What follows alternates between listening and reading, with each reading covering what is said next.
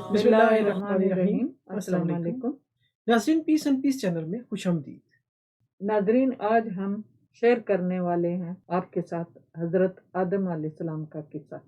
जब अल्लाह ताला ने फरमाया फरिश्तों से कि मैं एक ज़मीन पे खलीफा बनाने वाला हूँ, फिर उस वक्त फरिश्तों ने क्या कहा और अल्लाह ने उनका एतराज़ कैसे दूर किया, और इसी किस्से में इब्लीस ने अल्लाह ताला को कैसे चैलेंज किया, और जब इब्लीस हजरत आदम अलैहिस्सलाम को बहलाने बिसलाने में कामयाब हो गया, उस पर अल्लाह ताला ने क्या कलमात हज़रत आदम अलैहिस्सलाम को सिखाए जो उन्होंने पढ़े, और अल्लाह ताला ने उनकी तौबा कबूल कर ली। और तौबा कबूल करने के बाद अल्लाह ताला ने क्या हुक्म दिया हज़रत आदम अलैहिस्सलाम को। अल्लाह ताला ने इन सब का जिक्र सूरह बकरा में फरमाया। जी नाज़रीन, सूरह बकरा की आयत नंबर 30 से आयत नंबर 38, इसका तर्जुमा हम आपके सामने पेश करेंगे, जिसमें इस किस्से का जिक्र है, जिसमें अल्लाह ताला ने हज़रत आदम अलैहिस्सलाम से क्या मुकालमा किया। जी बताइए, आयत नंबर 30 का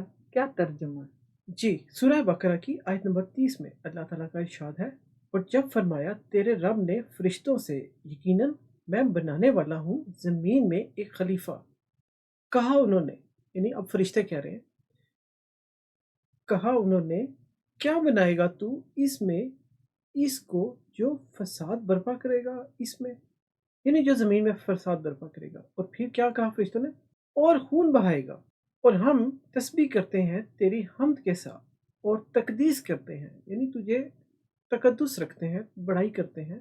अब फरमाया अल्लाह ने यकीनन मैं जानता हूँ वो जो तुम नहीं जानते। अब देखें, यहाँ अल्लाह ताला ने अपने लिए ज़मीन पर खलीफा बनाया इंसान को, जिसका इल्म फरिश्तों को भी नहीं था, और अल्लाह ताला ने फरमाया तुम नहीं जानते जो मैं जानता हूँ। यानी उन्होंने फरिश्तों से कहा कि फरिश्ते भी फरिश्ते ही हैं, लेकिन अल्लाह ताला तो हर चीज़ का खबर रखने वाला और इल्म रखने वाला है।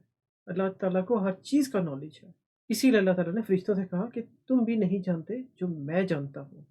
जी आप बताएं, आयत नंबर 31 में अल्लाह ताला ने क्या फरमाया? जी, आयत नंबर 31 में अल्लाह ताला ने फरमाया, और सिखाए उसने, यानी अल्लाह ने, हज़रत आदम को नाम सब चीज़ों के। फिर पेश किया इन फरिश्तों के सामने, फिर फरमाया बताओ मुझे नाम उन चीज़ों के अगर तुम सच्चे हो। इसका क्या मतलब है? इसका मतलब ये कि अल्लाह ताला ने हज़रत आदम अलैहिस्सलाम को कुछ चीज़ों के नाम सिखाए। अब चूँकि अल्लाह ताला तो हर चीज़ का पैदा करने वाला है, हिकमत वाला है, इल्म रखने वाला है, तो अल्लाह ताला ने जब हज़रत आदम अलैहिस्सलाम को कुछ चीज़ों के नाम सिखाए, और अल्लाह ने जब फरिश्तों से पूछा कि इनके नाम बताओ, तो फरिश्तों को तो उनके नाम नहीं पता थे। इसीलिए फरिश्तों ने साफ कह दिया कि पाक है तू, हमें उतना ही मालूम है जितना तूने हमें बताया है। ये आयत नंबर 32 में है जो आपको बताते हैं। जी, अब आयत नंबर 32 में फरिश्तों ने क्या कहा अल्लाह से, इसका जिक्र है। अब उसका तर्जुमा, कहा उन्होंने पाक है तू, नहीं मालूम हमें, यानी वो कह रहे हैं अल्लाह ताला तू पाक है, लेकिन हमें नहीं मालूम। क्या नहीं मालूम? इसके सिवा जितना इल्म तूने हमें बख्शा है, बेशक तू इल्म वाला है, हिकमत वाला है। अब देखिए यहाँ पर फरिश्ते भी बेबस थे कि उन्हें तो उस चीज़ का पता ही नहीं था जिन चीज़ों के नाम अल्लाह ने हज़रत आदम अलैहिस्सलाम को सिखाए थे। अब फरिश्तों को तो वो नहीं पता थे, इसलिए फरिश्ते मान गए कि जो अल्लाह जानता है वो अल्लाह ही जानता है। अब देखें, हजरत आदम अलैहिस्सलाम से अल्लाह ताला ने पूछा उन चीज़ों के नाम। जी, आयत नंबर 33 में क्या अल्लाह ने बताया, अब उसका तर्जुमा, फरमाया उसने, यानी अल्लाह ताला ने, ए आदम बताओ उनको नाम इन चीज़ों के। सो जब बताए उसने उनको नाम उन चीज़ों के, फरमाया उसने क्या नहीं कहा था मैंने तुमसे, बेशक मैं जानता हूँ गैब आसमानों और ज़मीन के, और जानता हूँ जो तुम जाहिर करते हो और जो तुम पोशीदा रखते हो। तो यहाँ साबित हो गया जो अल्लाह ताला जानता है वो फरिश्ते भी नहीं जानते। बिल्कुल, बल्कि कोई भी नहीं जान सकता जो अल्लाह जानता है। आयत नंबर 34 का तर्जुमा, और जब कहा हमने फरिश्तों से, यानी अब ये अल्लाह ताला कह रहे हैं कि जब अल्लाह ने हुक्म दिया फरिश्तों से क्या, कि सजदा करो आदम को, تو سب نے سجدہ کیا سوائے ابلیس کے، اس نے انکار کیا اور غرور کیا اور ہو گیا کافروں میں سے۔ دیکھو یہ کتنے غور و فکر کی بات ہے کہ اللہ تعالیٰ نے حکم دیا فرشتوں کو حضرت آدم علیہ السلام کے آگے جھکو، سجدہ کرو، اور ایک فرشتے نے اللہ تعالیٰ کی بات نہ مانی نہ مانی، اور وہ کافروں میں سے ہو گیا۔ یعنی اس نے انکار کیا، منکر ہو گیا، اور اس نے یہ کیوں کیا؟ تکبر میں تو اس سے زیادہ بہتر ہوں۔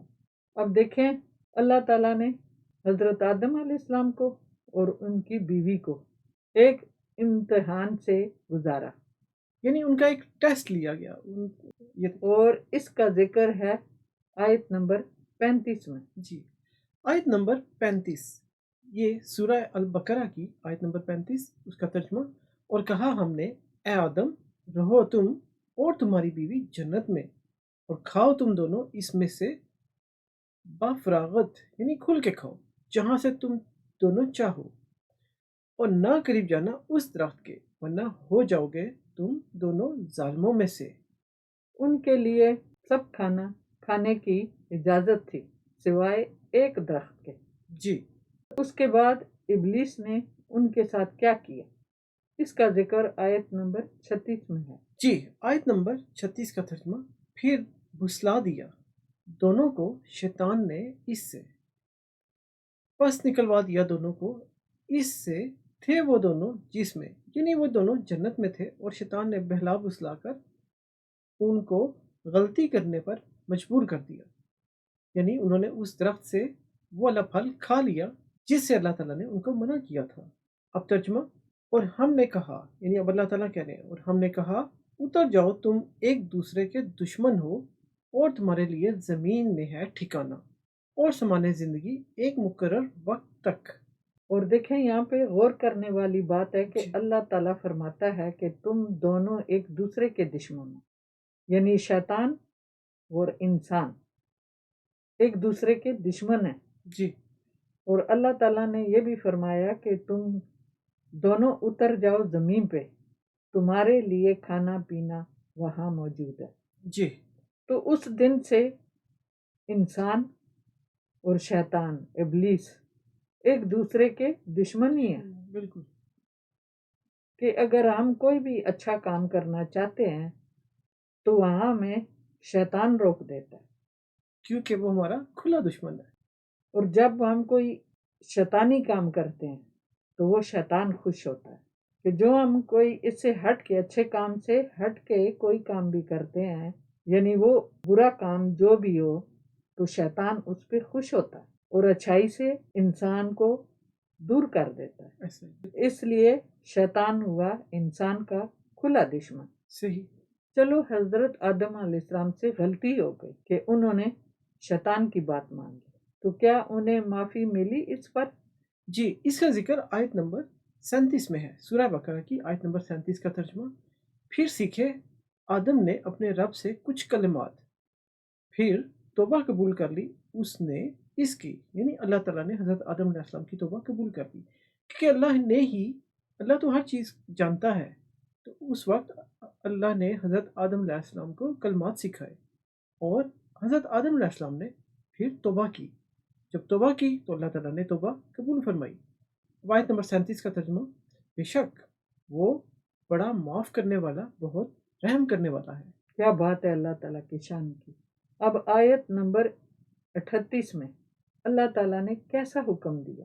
جی، سورہ بقرہ آیت نمبر 38، ترجمہ کچھ یوں ہے: ہم نے فرمایا اتر جاؤ، یعنی اللہ تعالیٰ کہہ رہے ہیں کہ ہم نے فرمایا اتر جاؤ یہاں سے تم سب، یعنی حضرت آدم علیہ السلام، ان کی بیوی اور شیطان کو اتار دیا وہاں سے جہاں وہ عیش و آرام میں تھے، جنت میں تھے۔ بس جب پہنچے تمہارے پاس میری طرف سے ہدایت، تو جس نے پیروی کی میری ہدایت کی تو نہ ہوگا کچھ خوف ان کو، اور نہ وہ غمناک ہوں گے۔